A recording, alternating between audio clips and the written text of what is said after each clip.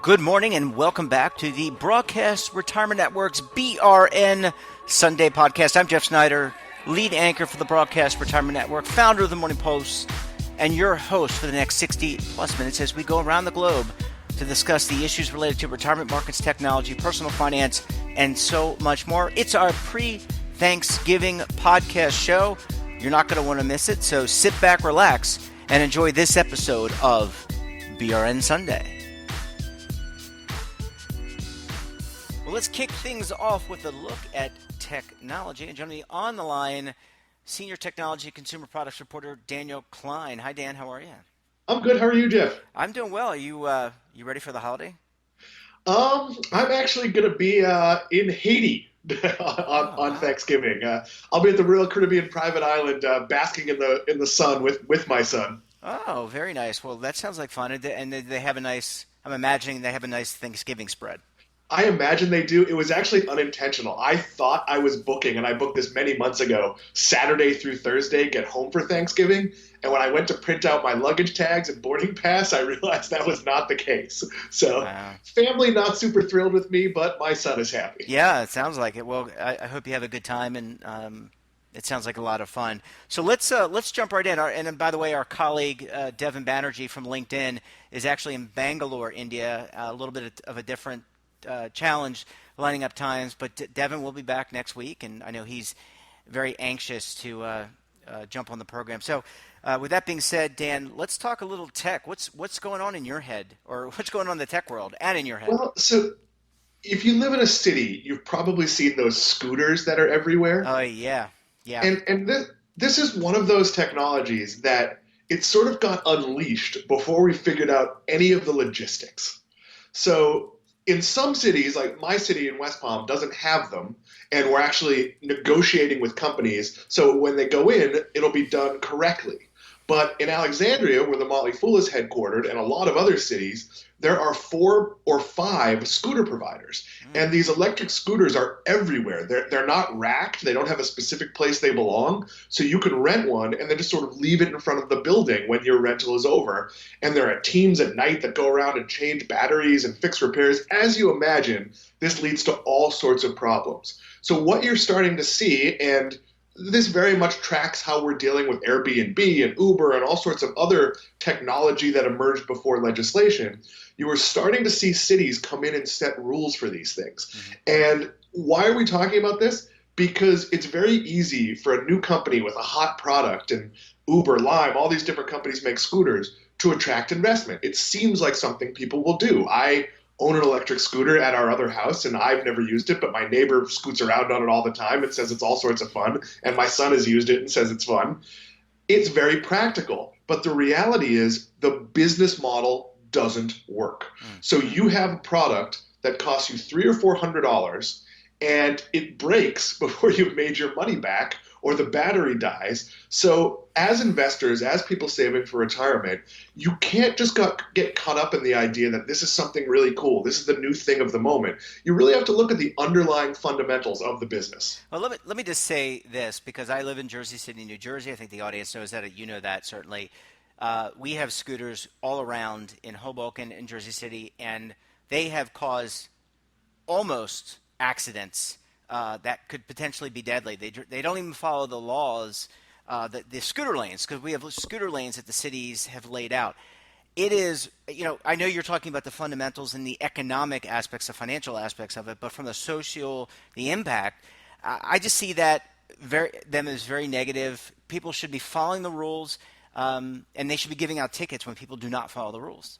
Yeah, and I think the social impact is eventually going to be a big part of the business impact. Hmm. Because the reality is, if you go into a city and these things are a menace, you're going to get a pushback. And who makes laws? It's generally older people that have time to do this sort of thing.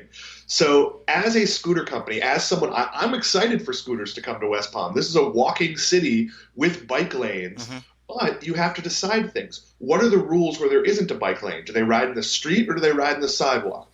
Are there speed limits? Do you have to wear a helmet? Are there restrictions to time of day? So the problem is all of these scooters were deployed before those questions were answered. Yeah. So there are going to be cities, and we've seen this with bike share, where bike shares were thrown out of entire cities when if they'd figured it out beforehand, it would make sense. You're seeing the same thing with Airbnb and to a lesser extent Uber. They were in completely unregulated territory, and now there's starting to be rules and taxes and ways to deal with it.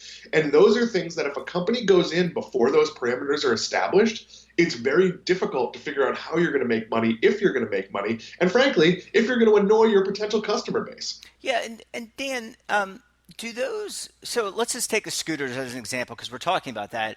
Do they get a tax abatement, or do they get what is the to be able to go in there? Or do they have to pay some amount of money to the government in order to set up shop? I mean, it just kind of So the way it moves.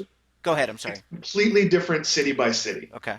So West Palm Beach does not have them, but it's a city that at least downtown would be very conducive to them. Streets are flat, we've built bike lanes, we have a lot of parkland. So they're negotiating with a bunch of companies, and I'm sure part of that is, well, where are you going to put them? How are they going to be? Are they going to be racked? Are they going to be taxed? Are you going to pay an entry fee? What's the cut for us? What happens when someone breaks a scooter? What's the customer service? If you go in and negotiate beforehand, which is what my city appears to be doing, Hmm. you can answer those questions and solve those problems.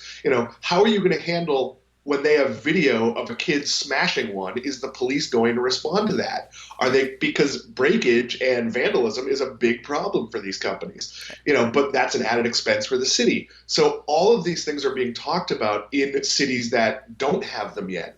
And what's happening in cities like Alexandria that have a lot of providers is you're either seeing providers pull out or a pushback of legislation where things are just going to have to change. Yeah, and honestly, Dan, I'm worried more about the pedestrians because from what I've seen, I mean, and the cars because people, and I'm worried about the people on the scooters because that's just going to, I see accidents nearly happen. I've heard that there have been accidents that, endangering mothers and their children. So I think that's certainly something to be seen, and it's good that a city like West Palm is taking its time and will learn. So good news there. Let's shift gears and talk a little about Amazon because I know you were really focused on robots. We have been talking about artificial intelligence and robots. What can you tell us? What's going on with Amazon? So I saw an article today that talked about how Amazon's goal, and they're going to put billions into this, is to be able to deliver largely grocery items in 30 minutes. Oh, you may. And the problem with this is it's creating a ripple effect throughout the industry that it used to be you had to offer free delivery. Then it went to you have to offer free 2-day delivery. Now it's moving towards free 1-day delivery, and we're getting close to same-day delivery at moderate cost or free being the norm. And the problem with this is maybe Walmart can keep up, maybe Target can keep up, but you saw today a lot of stories, or this week, a lot of stories about how Kroger is having to dial back its store revamps. They laid off about 1,000 middle managers, and they're making other cuts to their business because they cannot afford to compete. And Kroger is a big, giant, healthy grocery chain. So when you look at your regional chains that are already facing pressures from Aldi and other discounters, now they're getting people who are essentially taking groceries and maybe not selling them at quite a loss, but losing money on delivery and creating sort of impossible expectations. And I've said this to you a bunch of times before.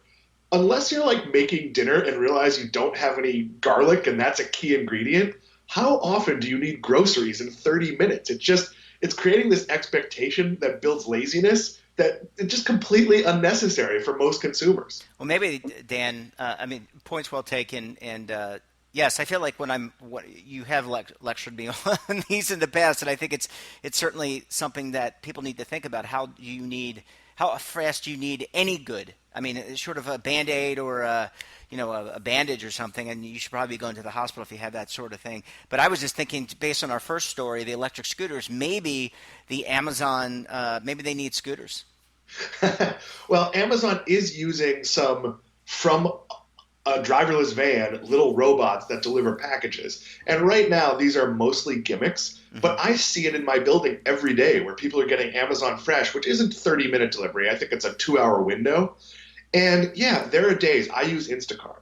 Instacart charges you for the year And when you buy from, say, Publix, which is what my grocery store, the items cost a little bit more than they do in the store. Now, if I have a full day of meetings and work where I'm home but busy from 7 a.m. to 5 p.m., it might make sense for me to place a grocery order so I can have the stuff to cook dinner delivered, so I don't have to spend money to go out. Maybe I get a few things for the rest of the week.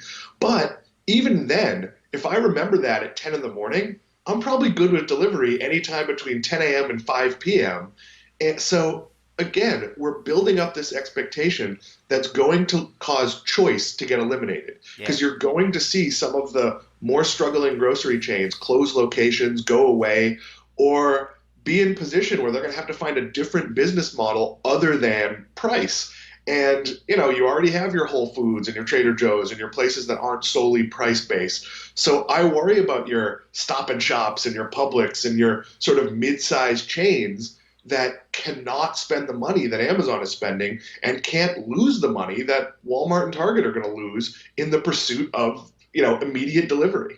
Yeah, I think we need to ask ourselves, what do we need and how much of a priority is, and are we being lazy? Dan, you brought up Amazon. We're coming up on Thanksgiving week, which means Black Friday, and I know we're going to talk about this on the network next week.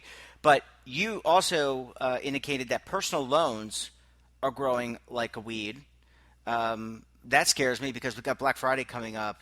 Let's talk a little bit about personal loans. So a personal loan can be a good thing or a terrible thing. And we've talked a lot about credit card debt over the months, over the time we've known each other. And the reality is if you have 5 or 6 credit cards, couple grand on each credit card, different interest rates, it makes sense to get a personal loan at a very low interest rate to pay off that debt. The problem is that then frees up a lot of available credit.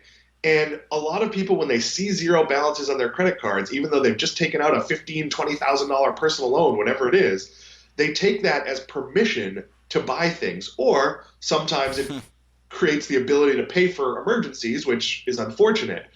But you should not take a personal loan to pay off credit card debt if you're not the type of person who can then take your credit cards and put them in the freezer and only use them if something terrible happens and you have to pay that bill. So there's nothing inherently wrong with a personal loan. It can be a way to save money to lower your cost to pay off your bills faster. But it can also be a way to just double how much money you owe and put yourself in a very bad position where you're paying off credit cards and the personal loan. Yeah, just from the macro point of view, Dan, I mean, personal loans going up, and again, can be good, can be bad, depending on how you use them.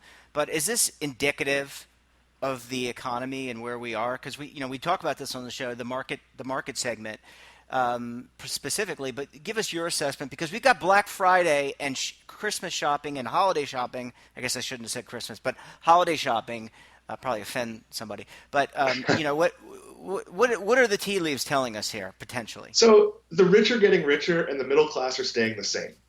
Every month I write an article based on Glassdoor's employment survey. Hmm. And they're using millions of point of data and median salary has traditionally gone up, especially for lower paying jobs like warehouse workers, truck drivers, grocery store clerks. The problem is purchasing power has not increased since like the 70s. So you're in a position where, yeah, the number feels better. You work at Costco and they pay you $15 an hour. But in many markets, that $15 an hour with 2 working people doesn't even get you a 1 bedroom apartment, health insurance, all the other things you need. Yeah. So we're seeing an area where just to keep up, more people are having to turn to their credit cards. And that's great if you're someone who is going to increase your income steadily. So if you have a college degree, you get a job, you can see that every year you're going to move into a new position, your salary is going to go up. It might be okay to build up a little bit of debt as sort of an investment in yourself so you can afford to live where you need to live, that type of thing. You should not be building up debt to buy a big screen television or a new computer or concert tickets for the holiday season. And it's hard to tell someone, hey, it's Christmas. I know you used to be a kid and get stuff and think it came from Santa. The reality is your parents paid for it and they built up credit card debt, and you shouldn't do that. So something I tell a lot of people is you might want to sit the holidays out and consider your gift to yourself paying down your debt. And then maybe when your debt is paid, start a fund for next year's Christmas or to take a vacation or to reward yourself in some way. But you're an adult. you don't need gifts. You might need, to spend a little money to get to a family event, but it's okay to go to your family and sit them down and say, this year we're just going to exchange good wishes. We're not going to have a blowout Christmas feast. We're going to make pizzas together. Whatever it is, you should look at the long term and see whether you can actually afford this. And my family is not particularly big on the holidays. We tend to be much more about buying each other things when we need them. So there won't be, and I have one son, and he's kind of the only kid on at least my father's side of the family. So he'll get a lot of gift cards in the mail and things like that. But my wife and I will buy him very little because honestly, I'm taking him on 5 or 6 trips this year, and those experiences are worth more than buying him more, Nerf guns or video games or whatever else it happens to be. And I'm lucky enough that I can afford it, but a lot of people can't. So you really need to sit down and have a reality check with your finances. Yeah, all good words of wisdom. Well, we covered a lot today, Dan. Looking forward to having you on the network later this week in anticipation of Black Friday, talking a little bit more about these issues. But until then, Dan, I will talk with you. We'll talk to you later. So enjoy the rest of your week and your weekend and your holiday prep. I'll see you in a couple days. Bye. Welcome back, and then we're going to shift gears, talk a little markets, and joining me on the line, we've got Oliver Rennick. He is the lead anchor for the TD Ameritrade Network. Hey, Oliver. Hey, what up? And we also have his friend and colleague, Kevin Kelly, a co-founder with Delphi Digital Cryptocurrency Research Firm. Hey, Kev, how are you? What's going on, guys? Doing well. Oh, it's good to have the dynamic duo back, the markets duo. Glad to have you.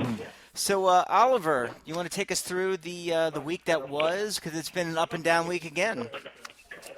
Yeah, markets kind of slowed their roll a little bit as equities just kind of in flat. Well, we're doing this Friday, a couple hours before the close, but overall it has been a resilient stock market, but one that is not exactly raging to new highs, which is somewhat of an anomaly over the past 2 months. So basically what you're looking at is an equity market that has some decent things going for it and some important things not going for it. Pretty much everything in terms of news flow and sentiment has turned more positive. But the catch is that we still have yet to have a big turnaround in the earnings expectations for next year.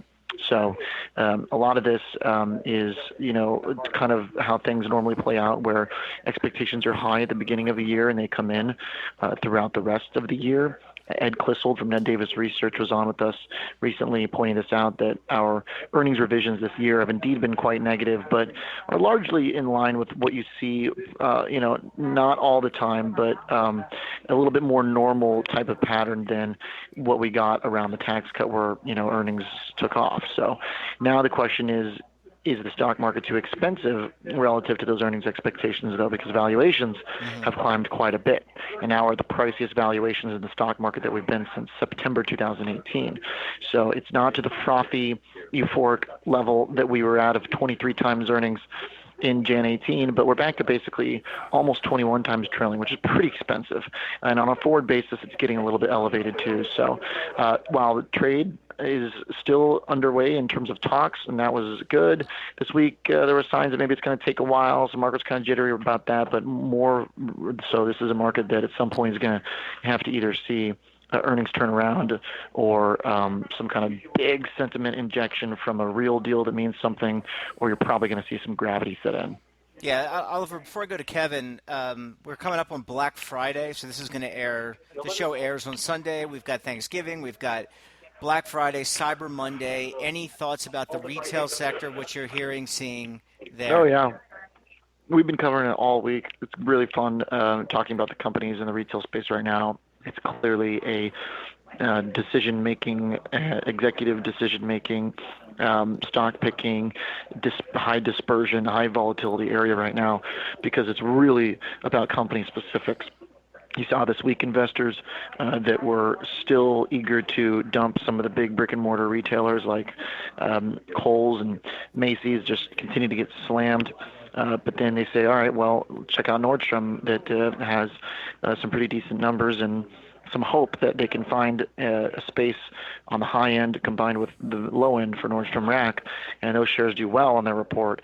L Brands, even though they gave some really bad numbers for Victoria's Secret, their flagship company, the market still rewarded them because they'd just been totally beaten up so much, and there's hope for turnaround. So same thing kind of happened with Gap, but it still is a really, really just difficult space. What we do know, though, is in terms of spending, it's been robust. Consumer sentiment remains very high, and that looks good going into the holiday season. Yeah. Well, let's thumbs her up. Let's hope that turns out. Fingers are crossed, I guess, not thumbs her up. Right. Kevin, let's come to you. Get your take on the market and what's going on. Then after that, we can dovetail into crypto. Yeah, no, I mean, I from a macro perspective, definitely watching a few of the things that Ali is, specifically around, valuation levels for equity markets, primarily here in the U.S. I mean, I think you are at that interesting inflection point where, we've talked about how valuation multiples like price to earnings ratios can't really grow to the sky. So at some point, they either have to come back down to earth or get more in line with longer term averages, or, get bolstered up, or prices can get bolstered up by increased positive sentiment or revisions to the underlying earnings outlook. I think that's kind of what we're looking for as we kind of head into not only year end, but getting into 2020, is you're starting to see some indication that the global synchronized slowdown is starting to, reverse course a little bit. Certainly not out of the woods yet, but it's just really interesting to watch, because something I've always or continue to follow, I guess you'd say, is the dollar, because I think the dollar certainly lies a key for a lot of these different equity markets. And if you look at, the reversal from the synchronized global growth narrative that was so dominant in 2017, that coincided with a huge drop off in the dollar. So you're seeing a reverse of that. Which is why the slowdown narrative is taken on such a large form. Yeah, and we've talked about this numerous times, but what's really interesting to me is we had this we still do have a lot of volatility, but we had a slowdown volatility. We had the Dow kind of hit a high, then go down. I know that's not the only barometer, but it's most folks hear about the Dow Jones Industrial Average, right, and they're following that. And now we broke I think 28,000 at some point. I don't know if it's this week or last week, but regardless, we now look like we're on a much more clearer path. But obviously there are things that are lurking around the corner, I would say, Kevin. Yeah, no, I totally agree. And if you look at, volatility levels, to your point, so as you look at the expectations for short-term volatility, tracking things like the VIX index, that is really you're seeing a bit of a bottoming process. It's hitting, lows. The last few times we actually saw the S&P 500 in overbought territory on kind of short-term momentum indicators with a VIX this low. You did see a pretty sizable pullback within the equity market. But again, a lot of those were due to or caused by some type of, particular macro catalyst, whether in, late 2017, early 2018, the kind of hawkish Fed fears as the Fed continued to hike interest rates and policy got a bit too tight. Obviously, you've had a lot of discussion and concerns around the trade war, since then over the last 18 months. So not sure exactly what the potential catalyst could be here. Maybe if people start to lose, or investors start to lose optimism towards this kind of phase one trade deal, you could see another pullback because you'll see volatility pick up again. But again, definitely something that we're keeping track of too. Yeah. So let's shift gears, gentlemen. I want to talk, give a little bit of time to cryptocurrency. A lot going on there, Kevin. Do you want to take us through, and then I'll get Oliver's reaction? Yeah, it's been a bit of a bloody week in crypto. Ouch. Yeah, no, the drawdowns have been pretty significant. There isn't one specific catalyst you could point to. Similar to some of these prior sell-offs. This one is a bit more dramatic, to be honest, if you look at kind of the drawdowns from 52-week highs on, a lot of this market. But, one of the interesting things, and I've certainly said the camp of longer term, I think it trades more in line kind of with a risk on asset. It's certainly diverged from, the conversation we were just having about, the S&P 500 and U.S. equities really hitting all-time highs, or at least hovering around all-time highs. And so the question kind of becomes, as you've seen this back up in rhetoric from the Fed towards further rate cuts, right? They seem to be kind of neutral right now, or at least not really making a move one way or another unless the outlook, their economic outlook materially changes. I think that's in part driving a bit of the recent weakness, just because there was such a strong macro narrative for Bitcoin, really throughout most of this summer. That's why you saw it kind of really rip up with other safe haven assets like gold and treasuries and things of that nature. So I think part of that narrative kind of weakening or falling to the back of people's minds is certainly taken away a bit of enthusiasm towards Bitcoin and crypto. But this is also, a really good indication or example of how kind of positive feedback loops within the crypto space, especially when it comes to sentiment, can really drive, both upside and downside volatility. And it seems like, it's an asset class that kind of moves counter to what the broader market's doing. Is that a fair statement to say that it would move inversely to the broader market, or does it typically move concurrently or parallel with the market? Yeah, so it's a really good question. So over longer term periods, this is why this gets a little dicey. And if you look at just kind of correlations over longer periods, Bitcoin really doesn't have a strong correlation with any real other asset class. Again, if you're looking at a long time horizon, but when you look at more short term, and we actually can usually compare it to something like equity market volatility versus just the actual S&P 500 or Dow Jones, those equity benchmarks, because what you have seen over longer periods is that the best kind of macro backdrop for Bitcoin so far in its limited history has really been one where you have declining equity market volatility.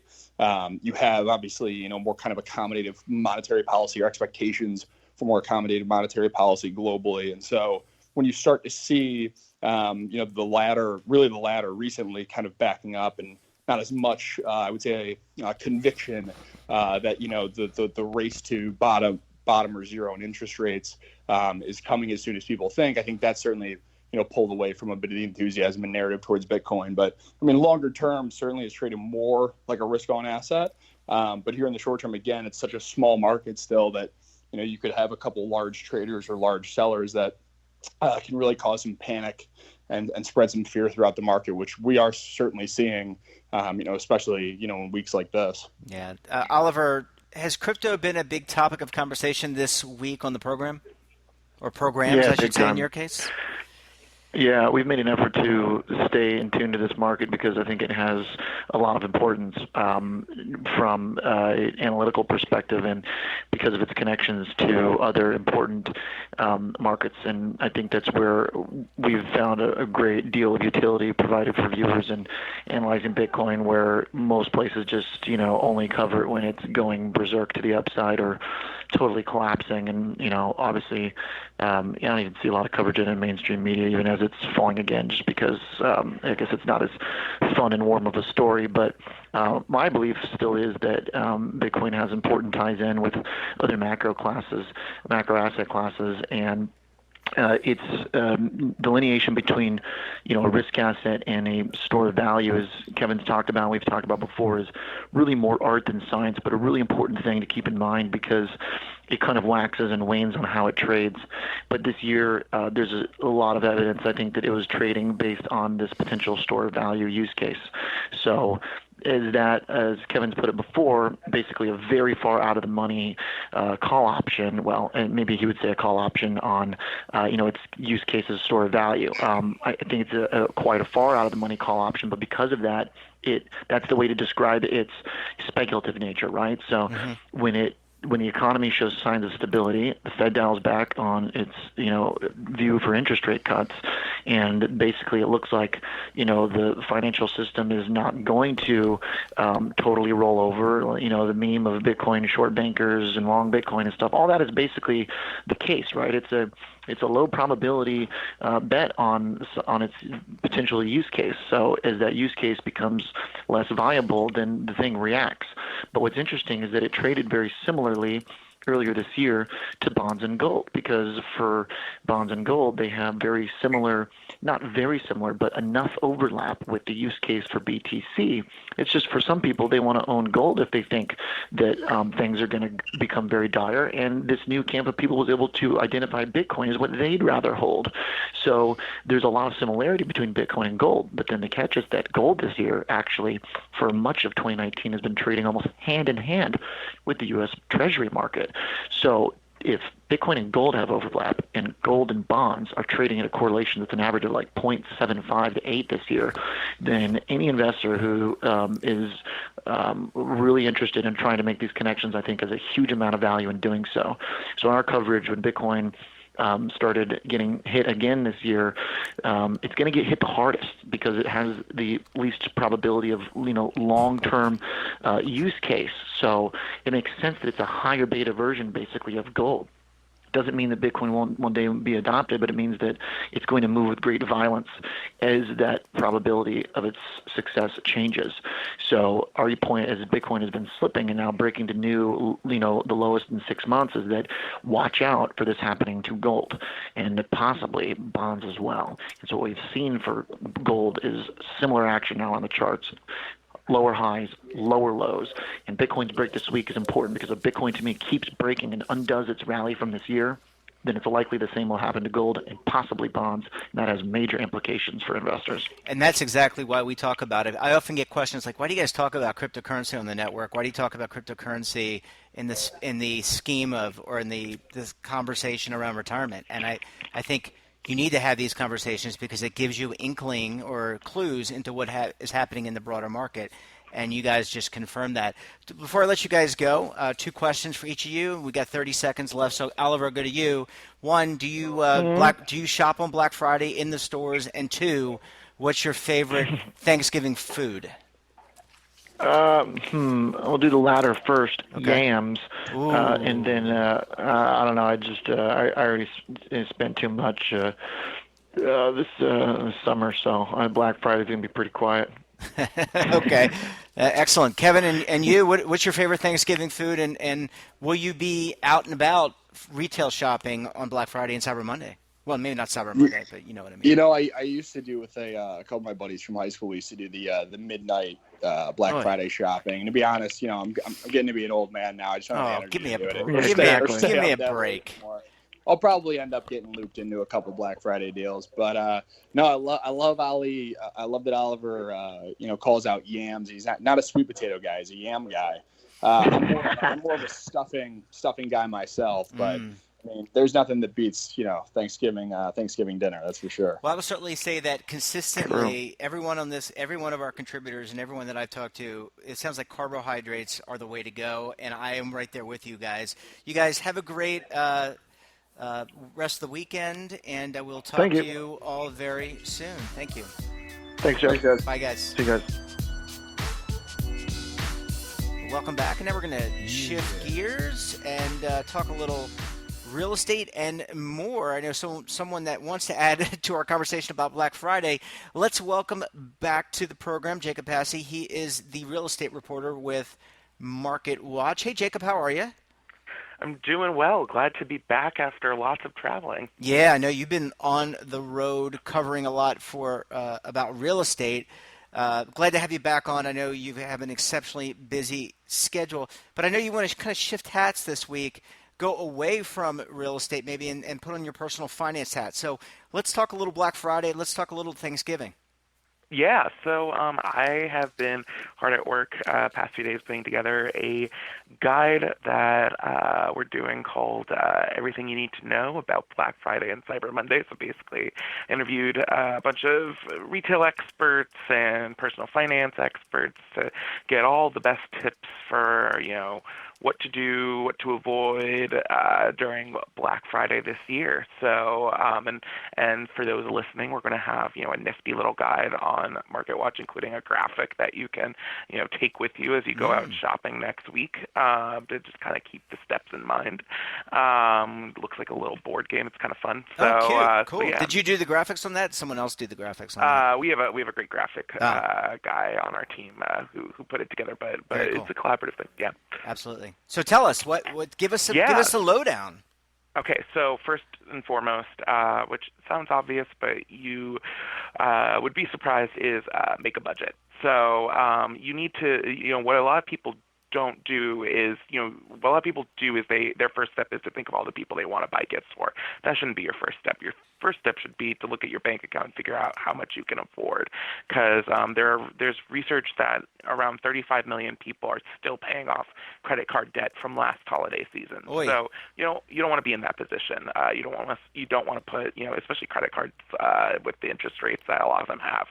You're just kind of digging yourself into a really deep hole that way. So, first, before you even think of who you're going to shop for, think of how much you're going to spend overall. And when you're doing that, keep in mind taxes, fees, things like that, because a lot of people forget about that.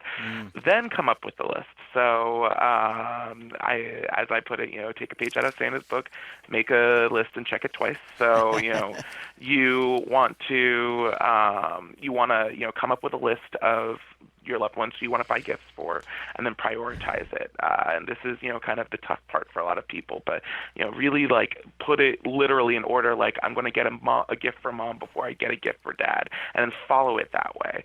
And then before you go out shopping, assign a dollar value to each of those people. I'm not going to spend more than $50 on Aunt Susan, or whoever it may be. And when you're doing that, you may reach a point where you've run out of money. And so then you kind of have two options. You can either adjust all the dollar amounts you've given to everyone else, or you can kind of have the tough conversation with yourself that you can't really afford to get gifts for everyone you want to get gifts for. And, you can offer things that are, more affordable or free, a free night of babysitting for your, sister who has a newborn, or, seeing a movie with a friend rather than getting them a gift, things like that. So, but do that all before you go shopping, because once you're in the store and you see that thing that would be great for that person, all of your emotions are going to come into play, and you're going to find it much more difficult to save. Another tip I came up with is, giving yourself limits, or making it easier for you to stick to your budget. So the tried and true, putting cash in envelopes, and you can have envelopes for each person, and the cash in that envelope is the amount you can spend on that person. That's one way of doing it, kind of the old-fashioned way. And a more new version of that is to get a prepaid card and just load up the amount that you are willing to spend to your maximum onto that card, and then once you're done. You don't spend any more. But obviously a lot of people like to take advantage of all the shopping they're going to do this time of year and rack up credit card points and rewards and cash back, which is great. But you need to be really careful about that, because, like I said, 35 million people still have debt from last year. So one tip I kind of came up with Tim Sheehan, who's the CEO of Greenlight, which is this debit card company that allows parents to have debit cards for their kids and then control their kids' spending. He and I kind of were coming up with different strategies, and the one we settled on that I thought was a kind of fun idea was using the calculator app in your phone. So basically, here's how it works. Put the amount in that you want to spend maximum, and then each time you make a purchase, subtract that amount in your calculator app on your smartphone, especially if you're going out shopping in person, and then take a screenshot of the remaining amount and make that the background of the lock screen on your smartphone. So that way you have it readily accessible while you're out shopping. You don't have to dig into, a notebook or a spreadsheet or the Notes app, and keep updating that as you go. So, before you go and spend that item, you might think you have a sense of how much you have left to spend, but doing something like that will make sure that it's, very apparent from the get-go.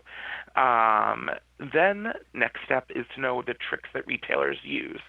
So to get you to spend more money. So there's a whole host of them.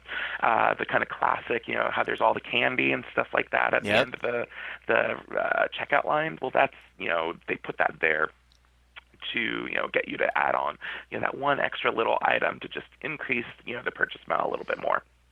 Another version of that is, often when you enter, big box stores like Target, you'll see, a discount shelf or a dollar shelf at the entrance. So retailers do that because it kind of primes you to spend a little bit more money when you're inside. You put the $1 in, and that breaks the $1 item in your cart, and that breaks the ice, and then you can go on a spending frenzy.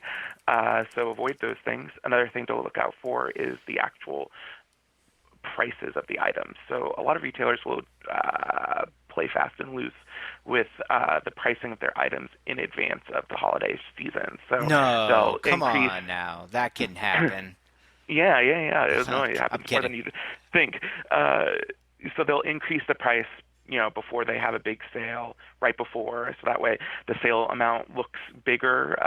The discount is bigger when, in reality they really aren't discounting it by that much.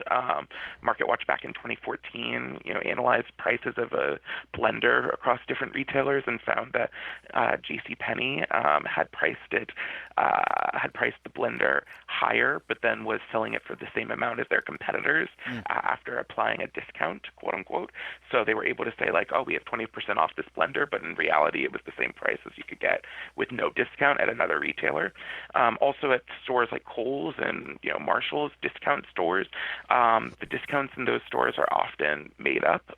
Sometimes the manufacturer of that clothing item never intended to sell it at the original list price in a store like Macy's. It was always intended to go to a store like Kohl's, so the discount, quote unquote, may not be real. But then there are some tricks retailers use that you can use to your own advantage if you're smart. So one thing that a lot of retailers do is they'll send you a discount if you've put items in your online shopping cart but didn't click purchase. So we've all been there, you put a bunch of items in your Amazon cart, and then, you don't end up buying something because you get distracted, or, you decide not to, or whatever.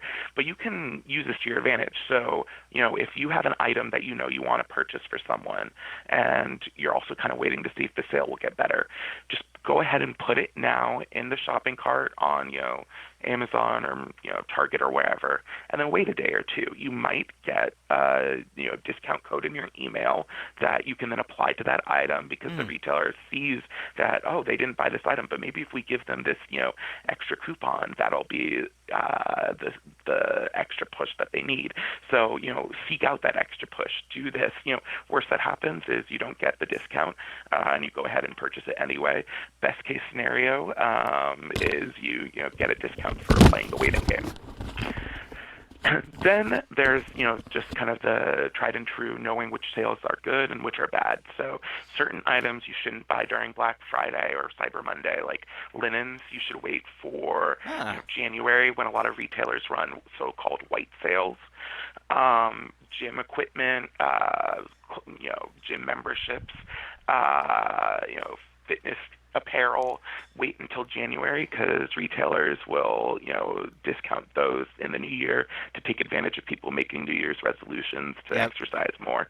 And then, certain items are usually better during Black Friday and Cyber Monday, like smart home products this year are a big category. Electronics are usually video game consoles.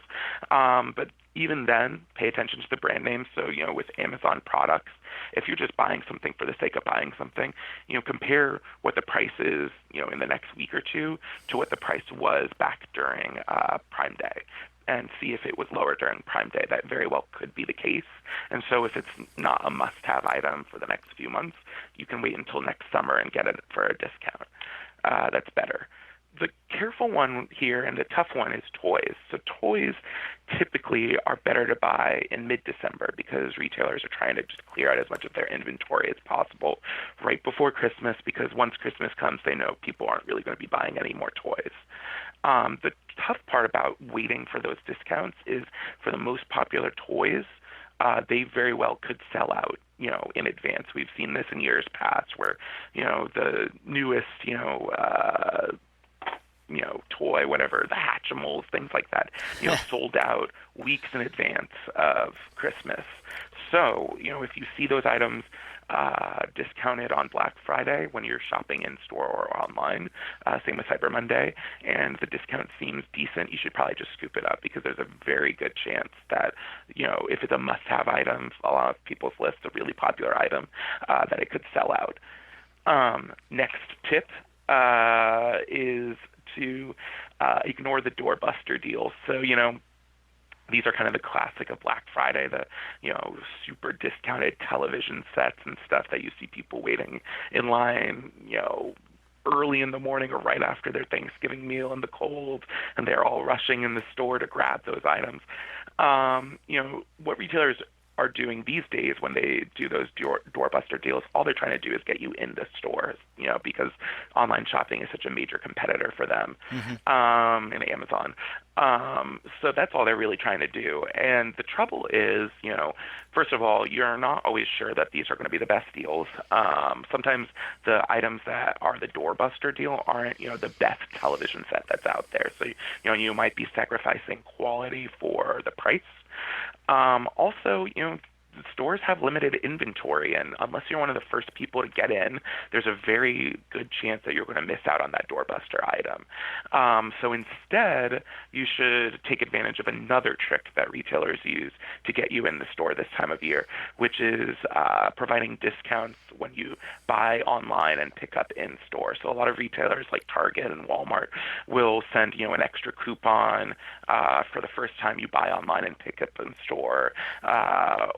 Either on the item that you purchased then or, for an item that you can subsequently purchase in store. And so, if you're smart about that, you can use that to your advantage to get a good discount.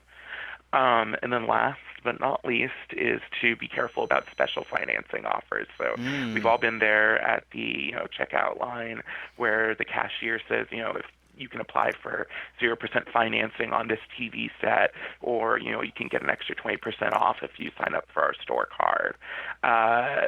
Look for the fine print on those because, with the 0% offers that you'll see in stores, oftentimes those are actually deferred interest plans, which means that after an introductory period, if you haven't paid off the full balance of the loan that you've received, you will basically owe interest on the entire original balance. Wow. Not just what's left over, at the end of the introductory period, but the entire balance. So, if you do that, you're not actually saving any money. In fact, you're very well, spending more than you would have if you had just bought the item not on sale. So be careful about that. And then, with store cards, I think you and I have talked about them before. Absolutely. Interest rates on them are astronomical, and it's really you really want to be careful about those. So think twice if you do decide to sign up for one. Just make sure you pay off the full balance as soon as possible, because otherwise you're going to just end up digging yourself into a debt hole. Yeah, well, Jacob, that's amazing. Let me ask you a question. Do you and your family go shopping the day after Thanksgiving and Black Friday and Cyber Monday, or what do you guys typically do? So it depends. I live in New York, but my in-laws live in Maine. So when I'm up in Maine, we'll often go shopping on Black Friday because the stores are a little quieter, and I actually don't mind it. I think you can, if you're smart about things, get good deals, and some of the deals are really competitive, and there is something kind of fun about it, which is a thing to do. But in New York, the stores are just so insane that I avoid especially like the Herald Square area. I avoid like the plague on Black Friday. Yeah, and might do some online shopping, but you want to be careful that you are deliberate about this. That's kind of the if there was one kind of thing to sum it all up, is just be deliberate about all your choices when it comes to holiday shopping. And people have a hard time. You do not want to be one of those 35 million people who roll over the debt, still are paying off the debt from last year. Last question, Jacob. What's your favorite Thanksgiving food? Give it to us. Tough one. Tough one. Let me think. Probably, we usually make like a cornbread stuffing, although it's not, we don't put it in the bird, so I guess it's more like a dressing. So that's probably my favorite thing. I like that. I love that. You have me sold. I'm coming over. Jacob Passy, always, I love the fact that you, Allie, and our entire team, everyone's so multifaceted. You guys can just take your hats off and go from one topic to the other. Jacob Passy from Market Watch, always a pleasure talking with you, and we will talk to you very soon. Have a great Thanksgiving. Thank you. You too. Take care. Bye. Bye.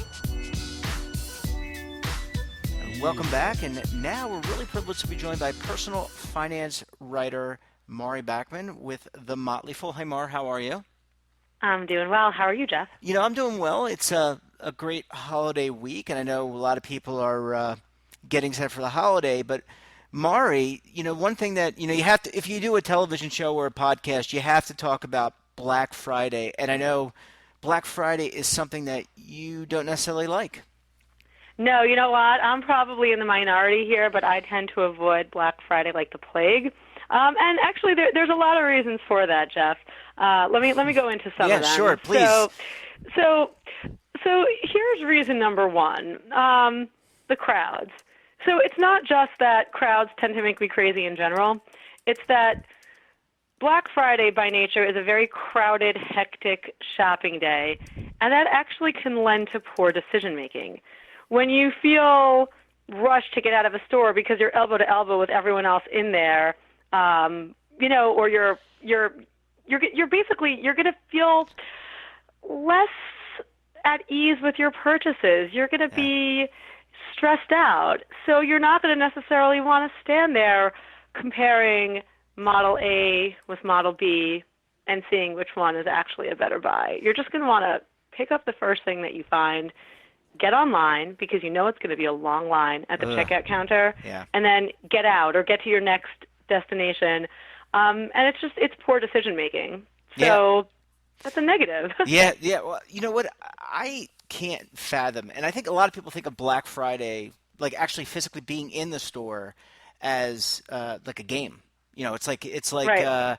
like a blood sport in a way where people like to. You and I both seen the pictures, right? And maybe I've never stayed up, from right after Thanksgiving and go shopping right after that. So I've never done that, but I have seen pictures, and people are just absolutely crazy in how they go after the latest American Girl doll or some other thing. But maybe some people see it that way. But I'm with you, Mar. I don't want to be around 1,000 or 10,000 of my favorite friends. And you know what else? Some people can actually get kind of violent. I mean, you read stories about like fist fights breaking out in Walmart parking lots and such because people are vying for that first slot at the door. I mean, it's mayhem. It's insane. It's absolutely insane. So here's reason number two why I tend to avoid Black Friday, and this refers to both in-store and online shopping. Okay. So the thing about Black Friday is that you'll often see these terrific deals, right? Today only you can get a TV that normally retails for $1,200 for a mere $700. Well, that's a great deal. You want to jump on it. Except here's the thing: manufacturers actually make separate models specifically for Black Friday. And the reason they're able to sell them much more cheaply is that they're made with lower cost and lower quality components. And a lot of people don't realize that. A lot of people think like, oh, this, 32-inch flat screen TV, oh yeah, that looks like the one I just saw in the stores a month ago and it's $400 less, let me buy it. If you look at the model number, you'll probably notice that it's actually not the same model number. Why is that? Because it's actually just a derivative of the original model. And so, yes, you might be able to get it at a lower cost, but what's the quality going to be like? You know what I'm saying? So that's another thing about Black Friday. Some of the so-called deals that you see advertised, they're not actually the items you think they are, and as such, they're not really deals. I did not know that. I always thought that the Black Friday deals were just like products that they wanted to move to make room for other new versions, right? And so they were just trying to move them off the shelves, and maybe that is the case. But I was unaware, Maury, that manufacturers actually made special versions just for Black Friday. Absolutely, you'll find it a lot, like with electronics in particular. I mean, you're probably not going to find it really as much or at all on lower priced items. So maybe you're talking about like $50 kitchen gadgets. Yeah, the blender or food processor that you might score a half price deal on that normally retails for $50. That's probably the same model that they're trying to move out for $34.50. But a lot of these big ticket items, yeah, they're not the same item. And the best way to know is look up the model number and see if you can find it anywhere else. Yeah, and I love what you're suggesting here, which is you should really do research before you head out. If you're going to head out and deal with all the crowds, or you're going to shop online, all you got to do is do a little bit of research, right? And maybe establish a budget in advance of spending. I mean, you hate to get saddled with a ton of debt just buying something online that you probably don't even need. Yeah, that applies to not only Black Friday, but basically the entire holiday season. Yeah. Definitely set a budget, and then also if there are specific items on your purchase list, and there are, more expensive purchases, definitely research them. Another reason I don't like Black Friday is because often that's actually not when you'll find the best deals. I think there's research out there stating that, for example, if you want to buy a TV, the best time to buy it is around the time of the Super Bowl. Prices tend to be lower then. And depending on the category of purchase you're looking at, doing a little research could probably give you a sense of when it's best to buy the item in question, and chances are it won't be Black Friday. You may even find a better deal right before or right after Black Friday. So this isn't to say that you shouldn't shop around. You should, and you can look on Black Friday, but don't necessarily assume that you're getting the best deal on that day. So you're saying, if I'm hearing you correct, that Black Friday may just be a commercial event, and they just simply use the term Black Friday just to sell more product. Could that possibly be, Maury? Oh, it's 100% a commercial event. I mean, it's basically a marketing ploy, right? There's a whole, I guess there's psychology behind it that, maybe I haven't done a ton of reading on, but I believe it kind of aligns with, the concept of throwing the word, seasonal or limited edition on some sort of product that's really in the stores every day. Like you might see, I'm just making this up, but limited edition Oreos. I don't think I'm making it up. I think they do have limited edition Oreos, and it's probably not remarkably different from the regular cookie, right? But it said limited edition. Maybe it's got a different color on the cream's a different color. I don't know. And people go crazy. It's like, oh my gosh, it's seasonal or it's a limited edition. I better buy it while I can. And I think you get into that same mind frame with Black Friday. People think, oh my goodness, this is the day. If I don't shop on Black Friday, I'm going to lose out. And no, that's usually not the case. Yeah, that's great advice, and I think people, even the most astute folks need to be aware of that and process that. And I still go back to what you were mentioning earlier, which is kind of for any purchases, figuring out a budget, thinking about how much you're going to spend, what's the impact going to be to your balance sheet, meaning your credit, your debt. Those are things that people should be doing year-round, not just for Black Friday. But Black Friday, you got that urge to get the latest deal, whether it's off of Amazon, Walmart, Target, or Best Buy, or one of those. So really amazing. And Maury, before I let you go, want to tell us about what your favorite dish might be for Thanksgiving?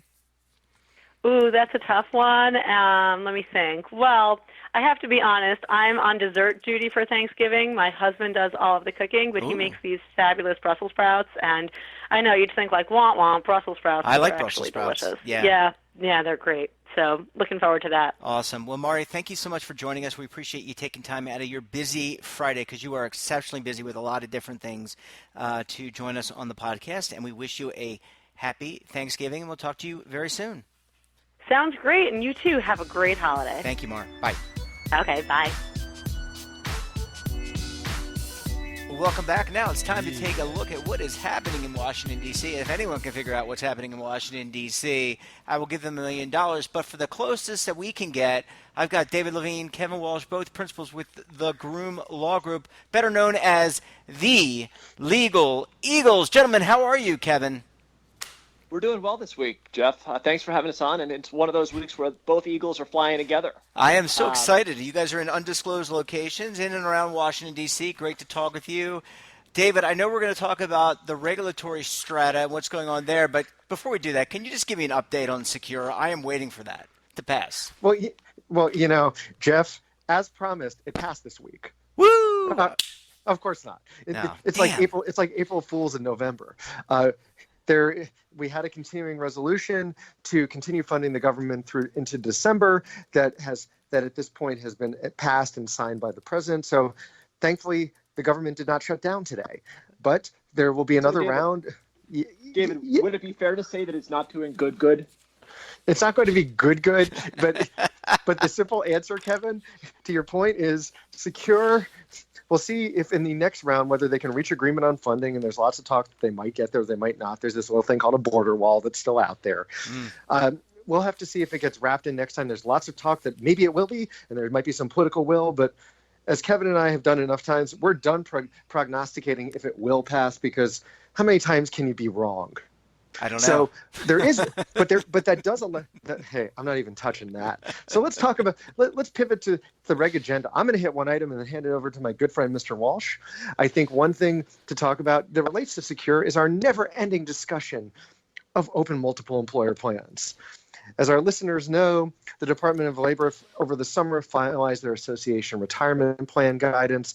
That's not about open MEPs, it's about association having plans. And they issued, when they finalized the guidance on ARPs, they also put out an RFI for information about, well, open MEPs. So what is that? And it's on the regulatory agenda. It's kind of, it almost feels like a placeholder to me a bit, where the department has now gotten its comments on should they allow open MEPs, what are the challenges and features. They had a whole bunch of questions. To me, the key takeaway on this, to really boil it down, is this sets up the department, if they want to, especially if there's a second term of the Trump administration, maybe to put out something saying, we'll allow open MEPs. You still have the litigation over association health plans, and how does that impact the department's ability to say, well, open MEP is okay. But there was a lot of commentary given about how do we do open MEPs. So if secure passes, to put it really simply, the department has, in a sense, gotten a sort of a good start on gathering information, because they're going to have to put out guidance on open MEPs, well, not have to, but will be expected to, when they open MEPs become part of secure. And if not, as I said, a second Trump administration, or maybe really late in this Trump administration, but we have to see, and the regulatory process takes time. Maybe there'll be something, but that's the quick and dirty. Kevin, I know there's David, a lot more. Yeah, David, I was going to say, I was going to hand it to you. But pivoting back to opportunities to be wrong. If open MEPs are going to happen, do you think they're going to happen through the open MEP regulatory process that DOL has announced, or do you think they'll happen through secure? My gut tells me it's more likely through secure, but at this point, it could happen anyway. And I'm going to take Jeff's $1 million, and Jeff, you can Venmo it to me right afterward. Absolutely, I'm going to do that right now. My bank's standing by. Go ahead, Kevin. We left Kevin. I think the audience doesn't realize there's just a lot of banter that goes on before the segment actually begins, and this time it actually followed us into the segment. But Kevin, take it away. What else you got for us? So I was taking a bit of a tough run before the segment started, so I wanted to make sure that I gave as good as I got, but I waited until we were recording.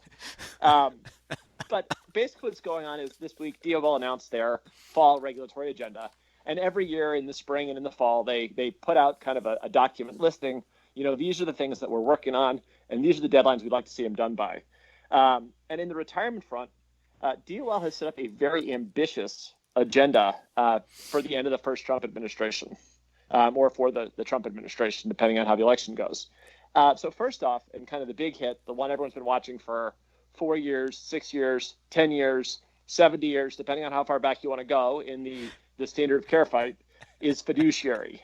And on fiduciary, DOL is still saying, we're going to get a new fiduciary rule out. We're going to do it this year. So that's big news that, it's late November. The rule has not gone to the White House for its review yet. White House review can take 30 days, longer than 30 days. DOL is indicating they're still shooting for this year. So that sounds like it's a real tight deadline. I'm guessing folks over there are working pretty hard on fiduciary. The next thing that we see on the agenda is proxy voting. And we'll talk more about each of these proposals, as they come out or as more comes out on them. But today we're doing quick hits. Proxy voting. So that's, when you get, when shareholders are given the opportunity to vote their preferences with respect to decisions that companies are making as a result of holding shares. There's been kind of sub-regulatory guidance on that front for the last, this is another one where the administrations have kind of bounced around, depending on if it's a Republican or Democrat administration. And they've done this through kind of notice. They haven't done it through notice and comment rules. Instead, they've done it by just kind of putting out kind of information letters, field assistance bulletins, or just kind of updates on their website. And here it looks like DOL is trying to get a proposed rule out also this December. Both of these are real opportunities to harmonize with the SEC. Both of these are rules that I would expect DOL to try to finish next year. David already talked about open MEPs, so he's already prognosticated on that one. I'll let him place the bets on that. That leaves kind of e-delivery as kind of the last big item. And your favorite topic. That's your favorite topic. No, Kevin. I have to ask an important question. Where are missing participants on this? Yeah, Kevin. So, okay. So e-delivery to me is the last big item where I think we're going to get like a whole new rule. We saw the proposal last month. We know DOL is working to finalize it. But there is one other item in the retirement space, which is that DOL has indicated that they're amending and restating their voluntary fiduciary correction program. So that's the I'm a plan fiduciary. I realize something's gone awry. I'm self-reporting and I'm fixing program. And to me, this could be a great opportunity for DOL to say, plan fiduciaries, if you identify yourself as having a problem of missing participants, here's what we'd like you to do to close the page, to turn the page. So I don't know if it'll be there, but to me, with all the talk that DOL is going to do guidance on missing participants, if I look at the reg agenda, the place where it would fit most naturally is updating their voluntary fiduciary correction program. But again, that is speculation. So basically all these things, busy regulatory agenda. Jeff, are there any of these proposals that you're particularly excited about? I'm excited about all of them, but my question is, how can the Department of Labor get it all done with, in an election year in 2020? Is it really conceivable that all these things can happen? So, well, remember.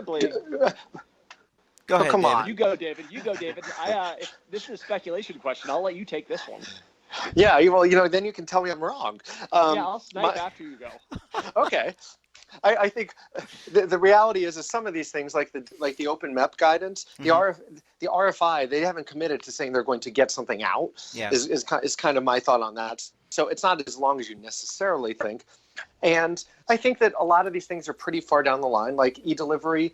We the comment deadline, I believe, is we're right at it right now. It's this week. So given it's today, I believe. So given those types of discussions, where we are at this point is that a lot of these things are moving. Kevin's right about the fiduciary rule, but you know what? Anything is possible if you're really determined. So I wouldn't rule out them getting it done, but also things get delayed. It's part of life. How's that for the total waffling lawyer? Kevin, I think you should give definitive answers as to when. I'll do definitive. I will go definitive here. And this is just betting on this. DOL hasn't released a lot of rules this term, other than their ARP, the Association Retirement Plan, and the Association Health Plan rule. So what I'm guessing is that they've been working really hard on these rules, and they know that they've got to get their pencils down soon. So my guess is I think they'll finish fiduciary. I think they'll finish proxy voting. I don't think they'll get MEPS done. I think they'll finish e-delivery. I think they'll finish the amended and restated voluntary fiduciary correction program. But I think those are the things they'll get done. I don't think MEPS get done through regulation. I think the other items on their agenda, we'll see proposals in the next 2 months, and they'll work hard to finish them over the summer next year. Wow. That's my guess. Can I ask you guys one more question before we call it a week? I know the SEC was looking into 403 and 457B plans. Any thoughts about that? I think there's a little bit of concern there on their part. Anything that you can tell us? Sure. I first of all, yes, the SEC, especially given the 403B plans and 457s and many different, especially in the public markets, public school market, have been individual type of, almost call it retail customer type of items. It's not surprising. One thing that I think is out there is the DOL does look at 403B plans, and the IRS actually has an active audit program. So I could definitely see increased focus from the regulators on an enforcement side, not just the SEC as we go forward. But remember, it's a different world there. Although the plaintiffs' lawyers would love to tell you that 403Bs are the same as 401Ks, they're not. They work differently. So I think that we're going to see some digging in. But definitely, just like all parts of the industry, you continue to see price reduction and compression. I'm sure you will continue to see pressure there, whether there's enforcement or not. Well, and I have a different takeaway there, which is I think the SEC is trying to signal to the regulated community and to plan sponsors that DOL is not the only sheriff in town. To me, it seems like the SEC is really trying to step up its enforcement and its regulatory efforts around kind of the non-ERISA plans, around rollovers, and around the edges of kind of the areas where DOL has traditionally tried to expand into. Interesting. Well, gentlemen, before go ahead, David. You got to respond to that. I got to say, Jeff, it pains me to say this, but nothing ends a segment like the best way where the Eagles actually agree with each other. It kills me to say this. Kevin has a great point. Yeah, it is. It's amazing, and I got to tell you, this is probably one of the best segments we have ever done, or you two have ever done, because I think you guys should probably maybe go look at the Comedy Store and see if you guys can do stand-up routine, because and I don't know why anyone wouldn't want to watch you. This is great. I don't know, when we pitch our agents on Arista stand-up, they tell us that Arista stand-up's not a growth industry yet. Well, yeah, but Kevin, we got our privacy stand-up gig. We'll talk about that in another week, Jeff. Absolutely. Well, guys, thank you so much. Wishing you a very happy Thanksgiving, and we will talk to you again next week. Enjoy. Thanks, Jeff. Have a great week. Bye-bye. Bye. Bye. Well, folks, that wraps up this episode of BRN Sunday. Hope you enjoyed it. Hope you found it educational. I know I learned something along the way as well. I want to thank all of our contributors. They are absolutely fabulous, bringing great topics, great expertise. And thank you, the audience. We couldn't do this without you.